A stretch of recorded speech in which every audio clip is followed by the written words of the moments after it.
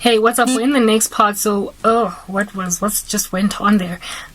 So please go check out your bearings in the previous parts so we can be in this together and understand what's going on. Okay, so in the previous part, I was explaining to you guys that the Lord rebuked me for trying to use ChatGPT raw as it came because it was lazy and I was not basically giving him an acceptable sacrifice. And he does not ever want me to capitulate to laziness. He basically counseled me that if you feel inundated, if you feel like you've got too much work on your plate, reduce the amount of work so you can deliver quality. You know, basically the Lord told me quality over quantity. If you feel like you're doing too many things and you need to get them all out, honey, then take one off the table. Take 2, 3 off the table so that you can produce within the few that remain quality work, and I will bless that. Don't expect me, if you are my child, to let you just carry on in your wicked way. I don't want you following in the grain of the world right now that is busy making a whole bunch of money doing nothing. You are too intelligent and I don't want you wasting your talents. I don't want you to put them in the ground. So this is rebuke. It is chastisement. I don't want you working. The publication that rejected my article that I wrote well, and the Lord showed me that the person there who graded my essay gave my essay to somebody else to submit as their own. The Lord did not want me working there because it's one of those publications that give essays to students that don't write them themselves. The Lord saw that if I got given, for instance, they paid $18 to $47 an hour. If I were given a 5-hour essay to write or something that would last a couple of days and was expected of me to work on it over 15 hours, just the amount of money I would have gotten from finishing that assignment would have been such a massive temptation to me if they paid me just in the minimum $18 an hour. In South African terms, currently the dollar-rand exchange is sitting at something ridiculous like 18 rand. Just the amount of money I would have received from one project would have been so grand that I would have overwhelmed my conviction that I'm busy writing an essay for a student that is going to submit the work for themselves. God saw that I would struggle to bridle the temptation given my suffering. I'm struggling too much to reject that much money. So God basically kept the project out of my lap. The Lord disciplines those whom he loves. He chastises, guys, and he chastised me. He got me rejected by the publication because of fraud. And it worked out for my good, Romans 8:28. And he has also enabled me to narrow down what it is that I want to do so that I can focus on quality rather than quantity. Because if I keep on just throwing videos out there hoping to just grow quickly, that's not going to do anything for me. And he helped me test that, prove that through my faceless YouTube channel for videos. Guys. Okay, so because of the way that I'm so persecuted by YouTube, I feel as if though they're on my back with a target. It's red and it's like, tag, you're it. Bangi bugile lezinja, right? Get convinced.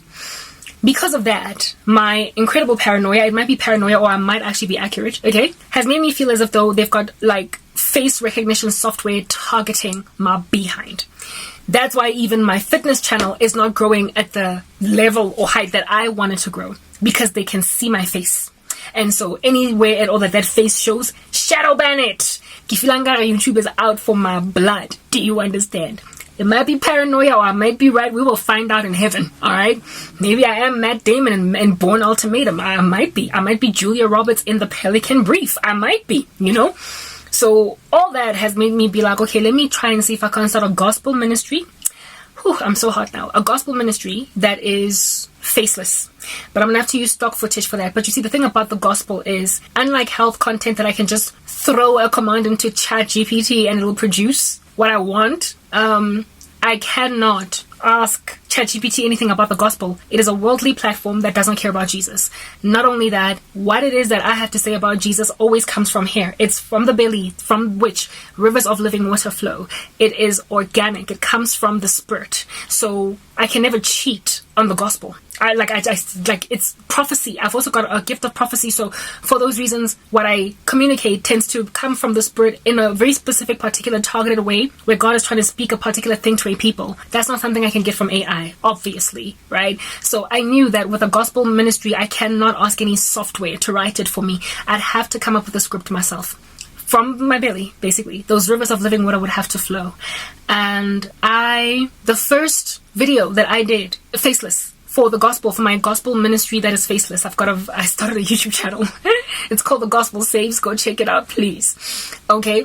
Alrighty. In that, the first thing that I did, I used a software called AI Generate. I hated it because it did not produce the right images. Of course, the world hates disciples. It's a world software, so it's not going to find the right images to match, right? I wanted to, AI Generate has got this ability to grab content from inside a blog, right? And put it in an animated video type thing. So I tried to test AI Generate on one of the pieces that I did in my blog, in my Christian blog, where I was speaking about the American woke agenda and how it's just taking prophecy away from countries because it's blocking prophets from speaking on their platforms, right?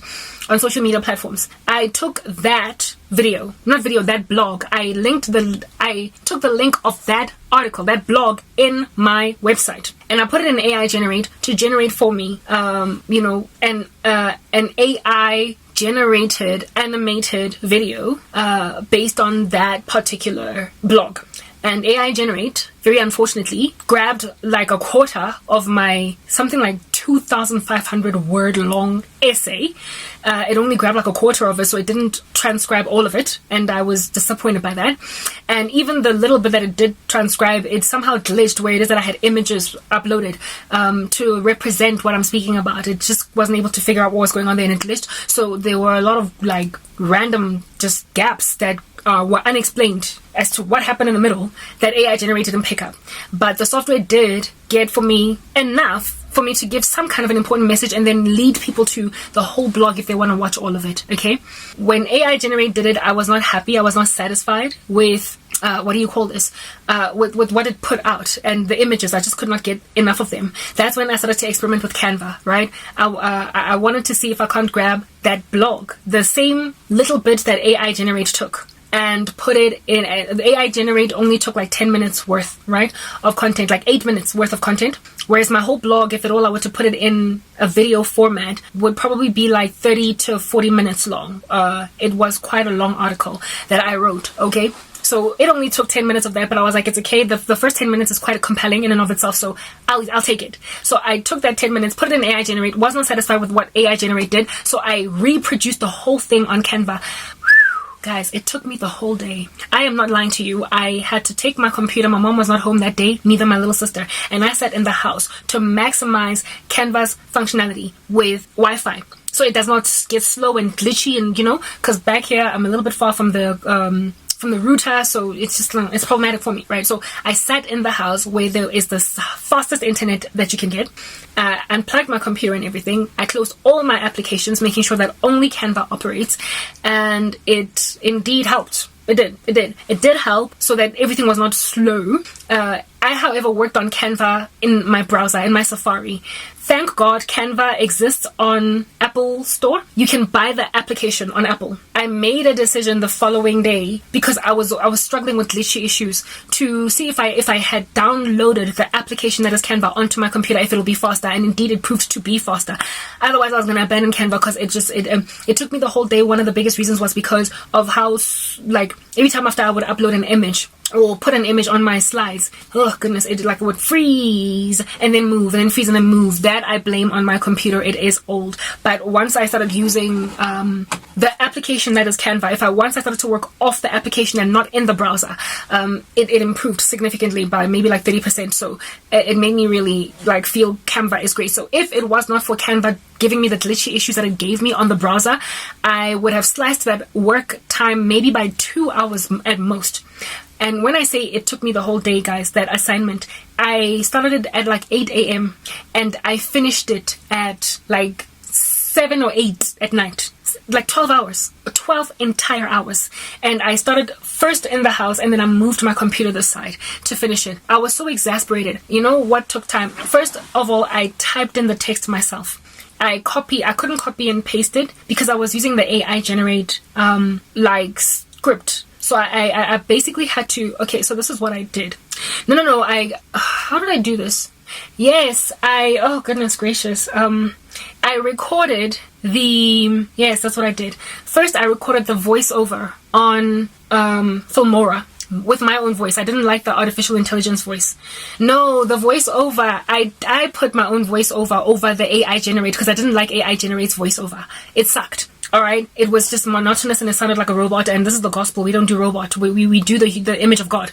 So I detached the audio on one of my videos. I believe I might have used the Filmora or whatever. I detached the audio, uploaded it onto Canva, and because it was just the audio, Canva does not give you text to video. You gotta do it yourself.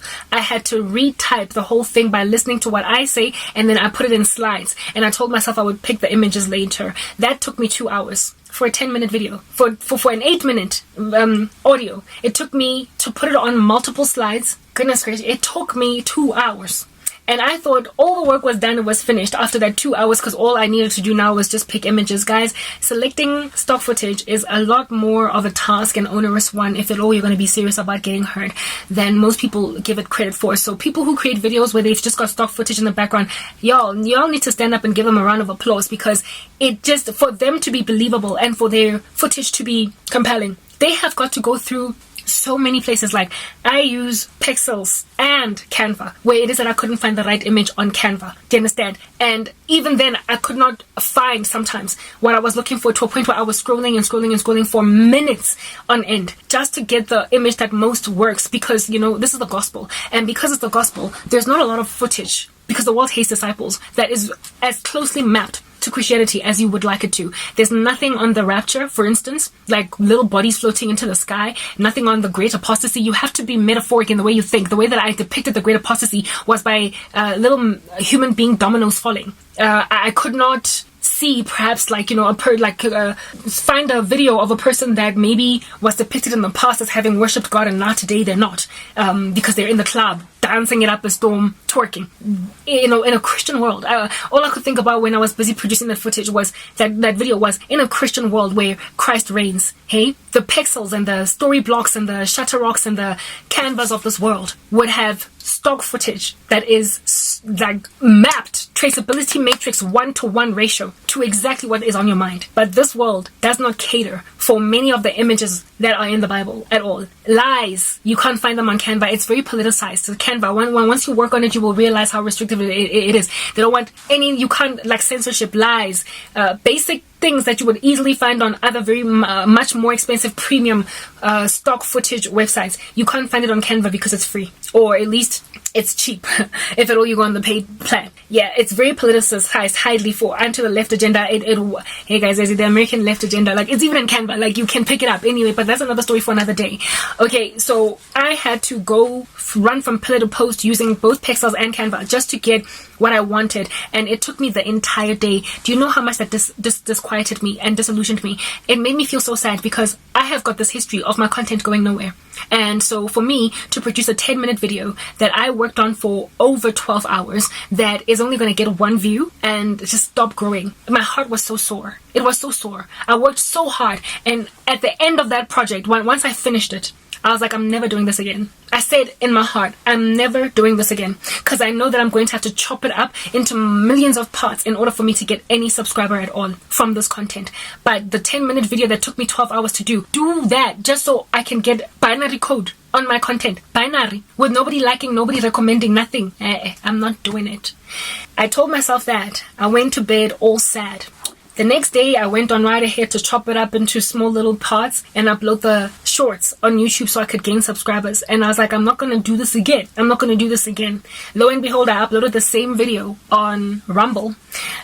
Not first, but also I uploaded it on Rumble, and I got a comment, my first ever comment on Rumble. Rumble, if at all you are a truth channel that realizes that mainstream media is rubbish and they keep censoring everything, and you move over to Rumble, you will know how slow things are there.